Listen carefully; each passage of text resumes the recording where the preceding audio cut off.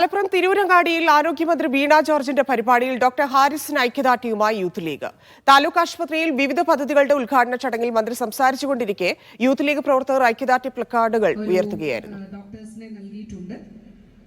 അതുകൂടാതെ നമ്മൾ പരമാവധി വേക്കൻസി 27 ഡോക്ടേഴ്സാണ്. യൂനുസ് ചേരുന്നു. യൂനുസ്, എന്താണ് സംഭവിച്ചത്?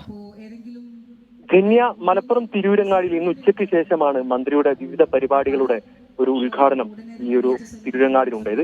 ഈ താലൂക്ക് ആശുപത്രിയുടെ വിവിധ പദ്ധതികളുടെ ഉദ്ഘാടനമാണ്. ആ വേദിയിൽ വെച്ചാണ് ആരോഗ്യമന്ത്രിക്കെതിരെ യൂത്ത് ലീഗിന്റെ പ്രതിഷേധമുണ്ടായത്.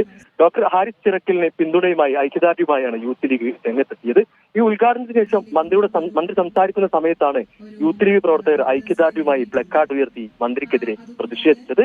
അതോടൊപ്പം ഇന്ന് വ്യാപകമായി ജില്ലയിൽ മന്ത്രി ഉണ്ട്. ഈ വ്യാപകമായിട്ടുള്ള ഒരു പ്രതിഷേധം മന്ത്രിക്കെതിരെ ഉണ്ട്. പ്രത്യേകിച്ച് മഞ്ചേരിയിൽ രാവിലെ പരിപാടികൾ ഉണ്ടായിരുന്നു. അവിടെ വെച്ചും യൂത്ത് കോൺഗ്രസിന്റെ പ്രവർത്തകരും മന്ത്രിക്കെതിരെ പ്രതിഷേധം ഉയർത്തിയിരുന്നു.